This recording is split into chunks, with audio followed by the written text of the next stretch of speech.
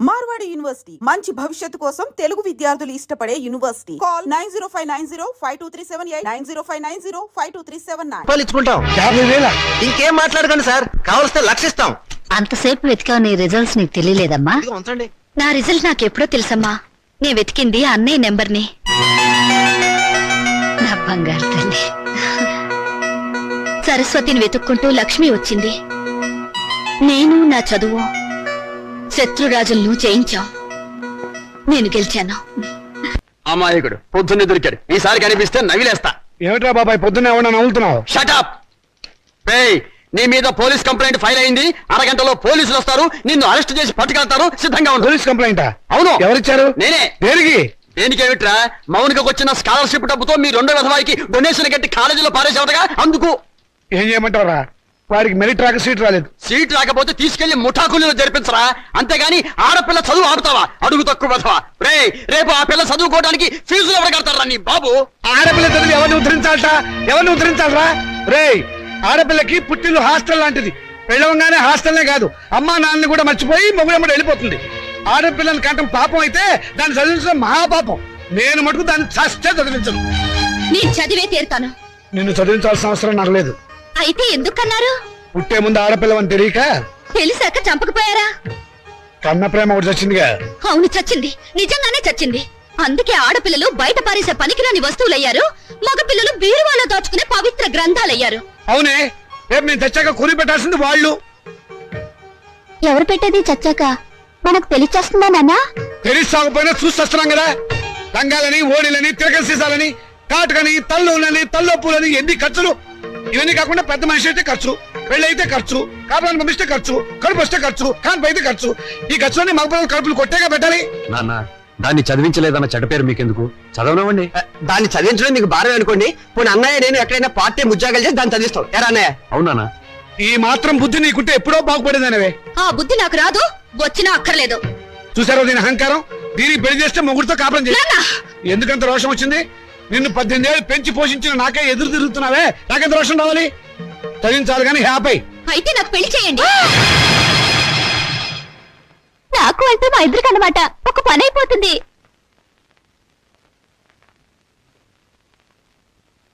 నువ్వు మాట మీద నిలబెడతావా? నిలబడతాను. కానీ ఒక విషయం, రేపు నన్ను కట్టుకున్నవాడు మధ్యలో పోతే నా గతేమిటి? వదిలేస్తే నాకేమిటి దారి? నా జీవితానికి బ్రతుకి ఏమిటి గ్యారంటీ? బ్రతికినంత కాలం పుట్టింట్లో పడి కుక్క తిండి తినాలి, మీ చేత చీచా అని పిలిపించుకోవాలి, అంతేగా? ఆడదానికి ప్రాణం పోసేది, జీవితం ఇచ్చేది మెళ్ళో తాళి కాదు, చదివిన చదువు. శభాష్, భలే చెప్పావమ్మా. నా ఆయుష్ కూడా బేషరతుగా నీకు ట్రాన్స్ఫర్ చేస్తున్నాను. రెండు కలిపి 200 సంవత్సరాలు హ్యాపీగా బతికేసాయి. నమస్కారం సార్ మూర్తి గారు. నువ్వు అక్కడే తక్కువ ఎవరా? ఎవరేం చెప్పినా నా నిర్ణయం మారదు. తెలుసురా, అడుగు తక్కువ కదవా. నువ్వు ఇలాంటి దౌర్భాగ్యపు నిర్ణయం ఏదో తీసుకుంటావని తెలిసే నేను వచ్చాను. చూడు, ఎవరు అవునన్నా కాదన్నా మౌనిక చదివే తీరుతుంది. నువ్వెలాగూ చదివించవని తెలిసిపోయింది. అందుకే నేను చదివిస్తా. ఇవాళ నుంచి మౌనిక నా రెండో కూతురు అనుకుంటా. అవునమ్మా. చూడండి మూర్తి గారు, తమరు చేయాల్సిందల్లా ఒక్కటే. దాని అప్లికేషన్ మీద తండ్రిగా ఒక సంతకం గీకి పారేయండి. దానికి కూడా ఏదైనా కూలీ కావాలని చెబితే నేను ఇస్తాను. అమ్మడు మౌనిక, విమర్శించేవాడు లేకపోతే ఎదిగేవాడికి ఎంకరేజ్మెంట్ ఉండదు. వాడి తిట్లు, చీవాట్లు నీకు విటమిన్లు, ప్రోటీన్లు అనుకో. వాడు నిన్ను కాదు అనడమే నీ ఎదుగుదలకు మంచి దారి.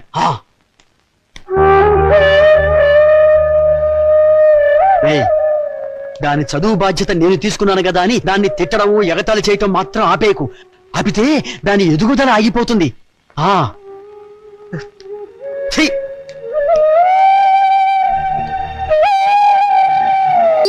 వీడు రామచంద్రరావు అని నాకు మంచి ఫ్రెండ్. నేను రాముడు అంటాను. అమ్మడు మౌనిక, అమ్మాయిని తీసుకురామ్మా. రాముడు, రావుకాలం అయిపోయింది. వెళ్ళిపోయి అరగంట అయిందిరా. అడుగు కూర్చోబెట్టు. తీసుకో. చూడండి, మా అమ్మాయి అందంగా లేదని ఏ వెధవా అనడు. తమరేమంటారో నాకు తెలియదు. అమ్మాయికి ఏమండి చక్రవడ్డీలా ఉంది. ఏమయ్యా పెళ్లి కొరక, చూడటం అయిందా? ఇప్పుడే బాగా చూడు. రేపొద్దున కన్నొంకరా కాలొంకరా అంటే నేను ఊరుకోను. అచ్చం సినిమా హీరోయిన్లా ఉందండి. అబ్బాయి, అమ్మాయి వాళ్ళకి నచ్చింది. మరి కట్నాలు కానుకల విషయాలు కూడా మాట్లాడు. కట్నమా కాకరకాయ? కట్నం పేరెత్తితే చెప్పుచ్చు కొడతా. ఏ ఇవరా? ఏమిటి చెప్పా? కట్నం అయితే చచ్చిన ఇవ్వను.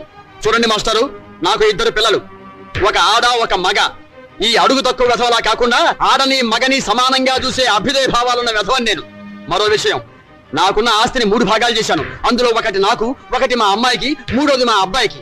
ఇంకో షరతు, నాకు ముసల్తనం వచ్చిన తర్వాత 6 నెలల పాటు మా అమ్మాయి దగ్గర, 6 నెలల పాటు మా అబ్బాయి దగ్గర ఉంటాను. ఇవన్నీ మీరు బాగా ఆలోచించుకోండి. అంతా బాగానే ఉంది, ఆ చివరిదే బాలేదు. మొదలు పెడితే బాగానే ఉంటుంది. ఏం బాగుండదు. ఒరే బాబాయ్, అర్థం లేని మాటలు మాట్లాడి సమాధానం చెడగొట్టుకోకు. శుభ్రంగా అబ్బాయి కాళ్ళు కడిగి కన్యాదానం చెయ్యి. నువ్వు నోరుమోయ్.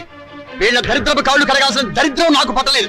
నీకంత సరదాగా ఉంటే ఆ కట్నాలు కనుకలేవో వాళ్ళ మహాలు కొట్టి ఆ దరిద్రపు కాళ్ళు నువ్వే కడుక్కో, నాకు అవసరం లేదు. అది కాదురా. నువ్వు ఇంకేం మాట్లాడద్దు. ఎవరు బయలుదేరచ్చు. ఇంత జరిగాక ఇంకా ఉంటావా? పదవే. క్షమించండి, ఒక్క నిమిషం ఆగండి. మీరేం అనుకోకపోతే తమరు ఒక్కసారి మా ఇంటికి వచ్చి మా పెద్దమ్మాయిని చూడండి. వీడి కూతురు కంటే అంతగత్తే, బాగా చదువుకుంది. పైగా దాన్ని చేసుకున్నవాడు సినిమా యాక్టర్ అవుతాడని కోయవాడు జోషి కూడా చెప్పాడు. మీరు అనుకున్నట్టు కాకపోయినా కొద్దో గొప్ప కట్నం కూడా ఇచ్చుకోగలను. రేపు తిథి కూడా చాలా బాగుంది. తప్పకుండా రేపే వచ్చి చూడండి. సరే, అలాగే వస్తాం. అమ్మాయికి సంగీతం అంటే చాలా ఇంట్రెస్ట్ అండి. కానీ అమ్మాయి పాట పాడితే భర్త గండం అన్నారు. అందువల్ల సంగీతం అనిపించేశాను. భోజనం కూడా సరిగ్గా చేయదు. పగటి పూట 2 ముద్దలు, రాత్రి పూట 1 ముద్ద.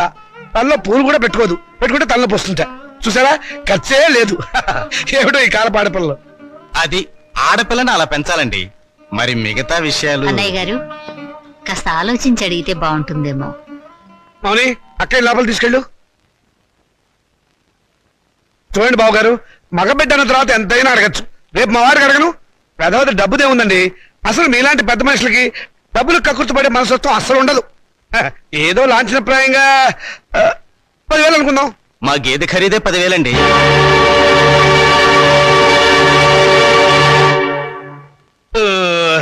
సరిగా చెప్పారు. ఇంకొక 5,000. మొన్న మా వంటోడికి ఇచ్చారు.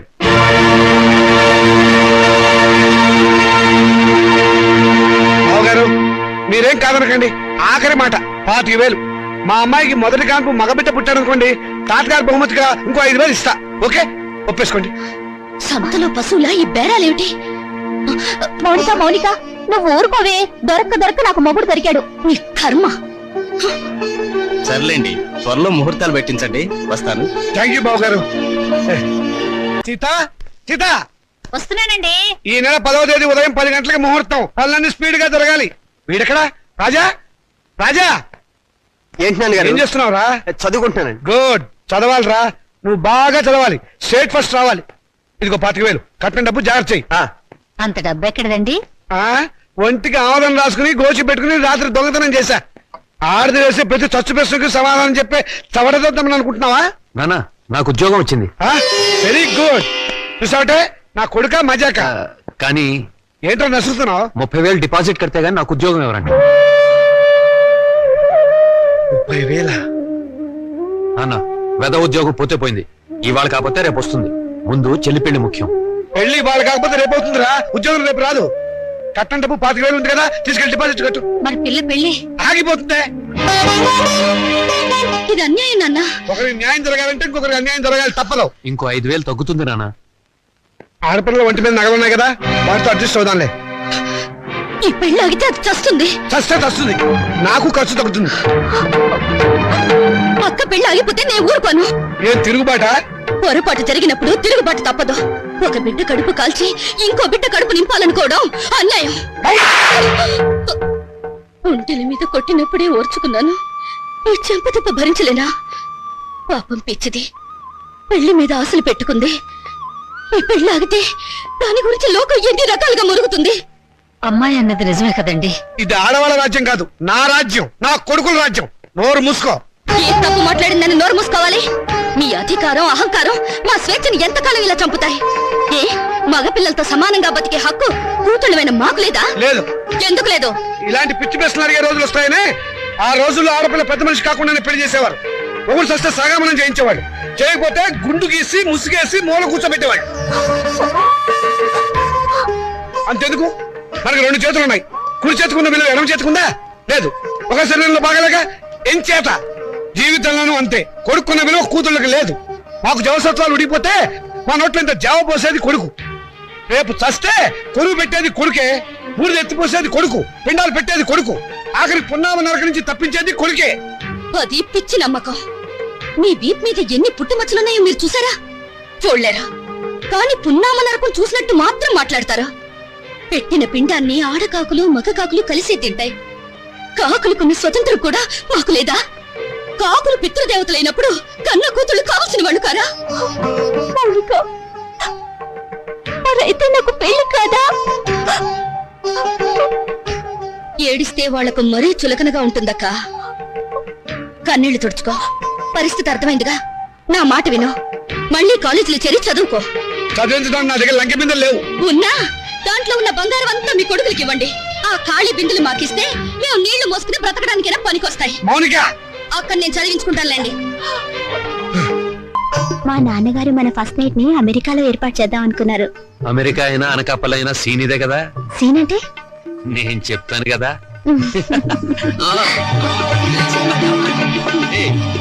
అయ్యో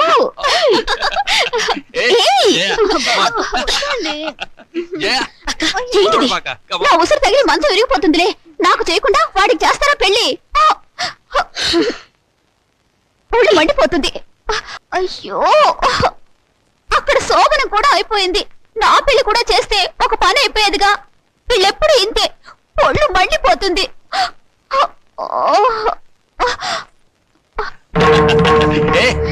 అబ్బా, వద్దండి.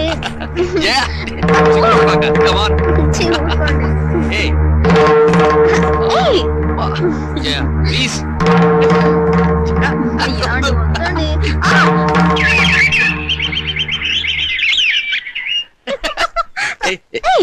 వదినా, రాత్రి గదిలో తేలుకుంటుందా? కెవ్వు నరిచావు? కాదు, మీ అన్నయ్య కుట్టాడు. పిచ్చివాగుడు నువ్వు. పోమ్మా.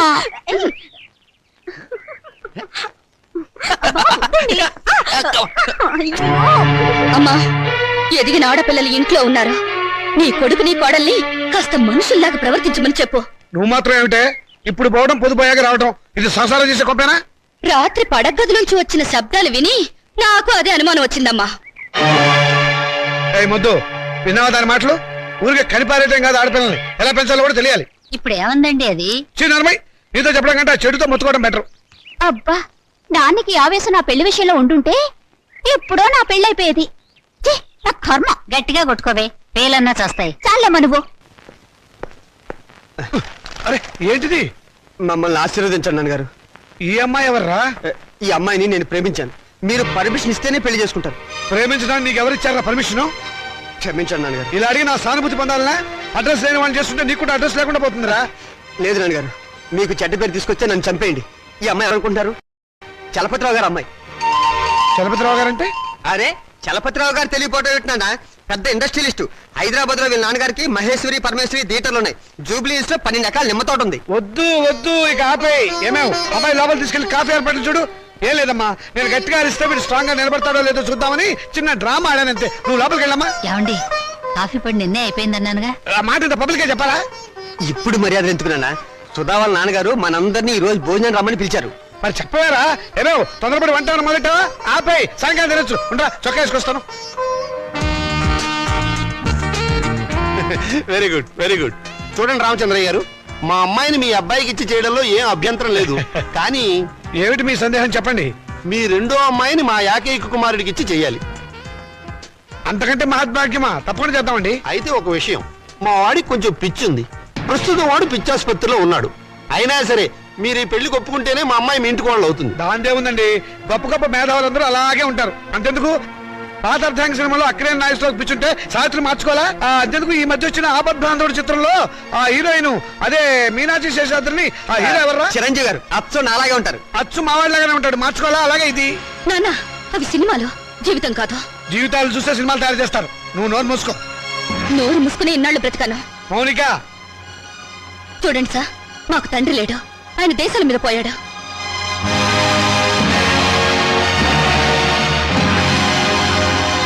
ఈయన మా పెంపుడు తండ్రి. పదక్క. ఏమిటని ఒకటి చెప్పొచ్చింది? నేను దేశాల మీద పోయానా? ఇంకా నయం, బ్రతికే ఉన్నామని చెప్పినందుకు సంతోషించు. మౌనిక, ఆగండి.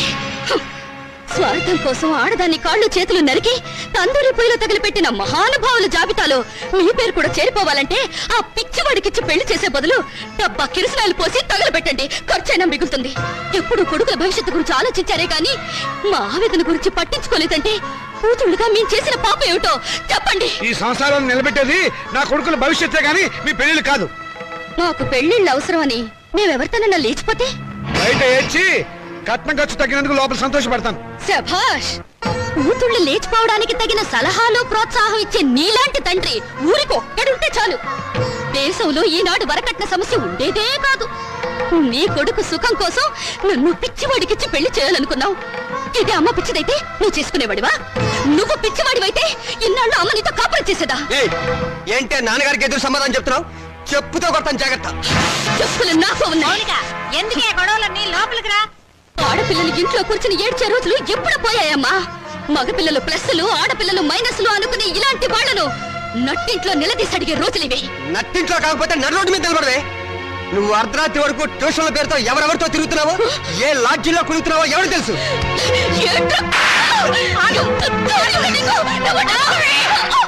సంగతి అంతా నాకు తెలిసే.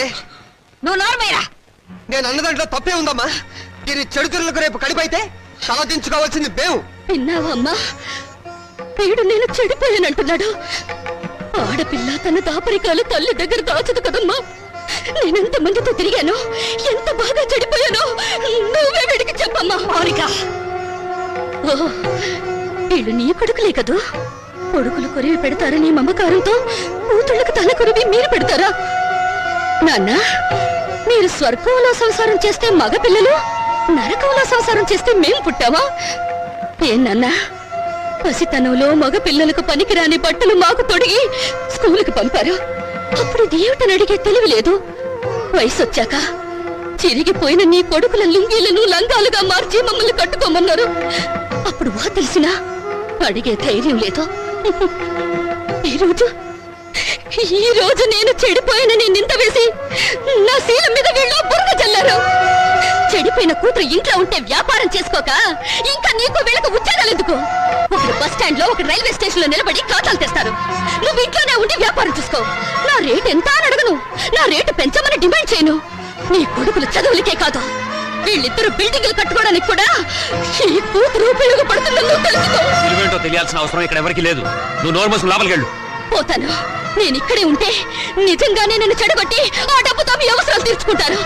మిమ్మల్ని మీ ఇంటిని విడిచిపెట్టి వెళ్తే తప్ప నేనుగా బ్రతకలేను. మౌనిక ఆగు, నేను నీతో పాటు వస్తాను. నువ్వెక్కడికే? మౌనిక ఎక్కడుంటే నేను అక్కడే ఉంటాను. ఎందుకంటే నేను ఈ ఇంట్లో ఉంటే మీరు నా పెళ్లి చేయరు, ఎవరికైనా అమ్మేస్తారు. అందుకే నాకు తొందరగా పెళ్లి కావాలి. నేను మౌనికతో వెళ్ళిపోతాను. పిచ్చ పిచ్చగా ఉందా? గడప దాటావంటే కాళ్ళు చేతులు నరికేస్తాను, జాగ్రత్త. ప్రాణాలు తీస్తావన్నా భయపడా. నువ్వు పదక్క. అవసరం అయితే అది జరుగుతుంది. నోరు మూసుకుని ఇంట్లో పడి ఉండండి. మర్యాదగా మమ్మల్ని బయటికి వెళ్ళనివ్వండి. ఆగండి.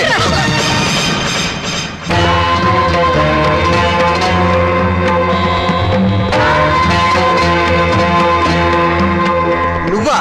ఇక్కడికి ఎందుకు వచ్చావు? దుష్ట శిక్షణ కోసం, స్త్రీల రక్షణ కోసం. నువ్వేమైనా కృష్ణ పరమాత్ముడువా? అయితే నీకున్న గోపికలో దీని నంబర్ అంతా?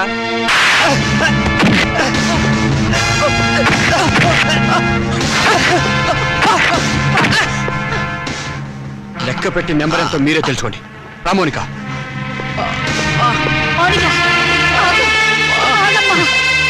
తీసుకెళ్ళి బాబు.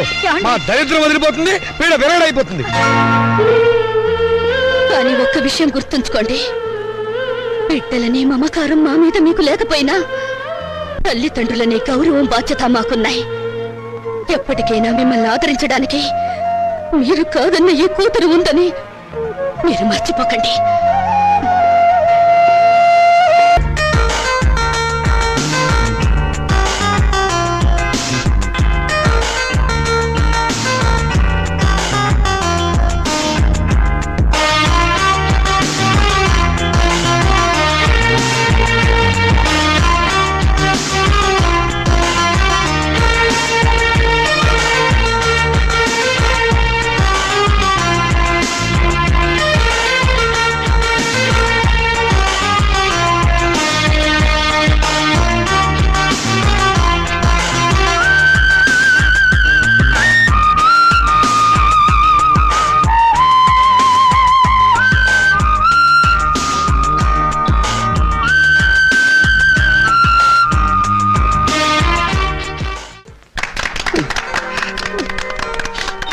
అరే బాబాయ్, నేను రిటైర్ అయిపోయిన తర్వాత నన్ను ఎవర్రా తిడతారు? వేరే ఎవరికో ఎందుకు ఇస్తాను రా అవకాశం? ప్రతిరోజు ఆఫీస్ అయిపోయిన తర్వాత నేనే మీ ఇంటికి వచ్చి మరీ తిడతా. అడుగు తక్కువ వెధవా. రేయ్, ఇంకోసారి తిట్టరా. అడుగు తక్కువ వెధవా. నిన్నగాక మొన్న మీరు ఆఫీసులో చేరినట్టుంది. అప్పుడే వయసు అయిందని పంపించేశారేమిటండి? మీకేమన్నా నడువంగిందా, పళ్ళు కదిలాయా? ఈ గవర్నమెంట్ వాళ్ళు మరీ అన్యాయంగా ఉన్నారు. సీత, ఉమ్, మన పెళ్ళప్పుడు 2 పేర్ల గుర్తు చేయించమని అడిగావు, గుర్తుందా? మీరు చేయించలేదుగా. ఇప్పుడు చేయిస్తానే, 2 గుర్తులు చేయిస్తాను. నాకు పిఎఫ్ వస్తుంది. ఒక్కటి చాలండి, మరీ ఎందుకు అతిగా? అది కాదే, 15 నాళ్ళు దర్జాగా మెళ్ళ వేస్తుంది తిరుగు. కావాలంటే కొడుకులు వేసుకుంటారు మనం పోయాక. అవే మాటలు నాన్న, మీరు నిండు నూరేళ్ళు బతకాలి. బాధ్యతలు అయిపోయిన వాడిని ఇక మీకు బరువు అవుతామేమో రా. నాన్న, మీరు మాకు బరువు ఎలా అవుతారు? అలా అనుకుంటే అమ్మ 9 నెలలు మమ్మల్ని కడుపులో భరించగలిగేదా? చూసావా సీత, ఇక మనకి దిగులేందుకే. మనల్ని చంపడానికి వచ్చిన ఎముడికి అడ్డం పడే మగబిడ్డలు ఉన్నారే మనకి. మరి మన మాలతి మౌనికి వాళ్ళ పేరెత్తితే చంపేస్తా. అదే నాన్న, ఆవేశమే వద్దు. ఈ వయసులో మీకు మనశ్శాంతి కావాలి. అందుకే మీరు అన్ని పుణ్యక్షేత్రాలు తిరగాలని మేము అన్ని ఏర్పాట్లు చేసాం. రేపే మీ ప్రయాణం. తిరుగుతాను రా. ఇండియాలో ఉన్న గుళ్ళు గోపురాలు అన్నీ తిరుగుతాను. మీకోసం, మీ ఆరోగ్యం కోసం, మీ ఆనందం కోసం కనబడ్డ ప్రతి రాయిని మొక్కుతాను రా. రే రాజా, నువ్వు వేళకి భోంచేయాలరా. నీకు అసలు తిరిగి తిప్పలు గుర్తుండవు. అలా ఉంటే ఆరోగ్యం పాడైపోతుంది. జాగ్రత్త. ఏమ్మా, వీడు అసలే బతకస్తుడు. నువ్వు దగ్గర నుండి తిండి తినిపించాలి, లేకపోతే తిండి వీడు. మీరు వెళ్ళమన్నారని వెళ్తున్నాను రా. మిమ్మల్ని వదిలి వెళ్ళటం మాకు ఇష్టం లేదు. రేయ్, నువ్వు పనులని వ్యాపారం అని అర్ధరాత్రి దాకా ఇంటికి రాకుండా, ఊళ్ళో తిరగకుండా ఏమన్నా 15 నాడు ఇంటికి వచ్చి ఫోన్ చేసి టైంకి నిద్రపోవాలి. ఏమ్మా, వీడి సంగతి నీకు తెలుసు కదా. వీడిని నీ చేతుల్లో పెడుతున్నాను, నువ్వే జాగ్రత్తగా చూసుకోవాలి. వస్తాను రా. వస్తానమ్మా. మీ ఆరోగ్యం జాగ్రత్త నాన్న. ఓ.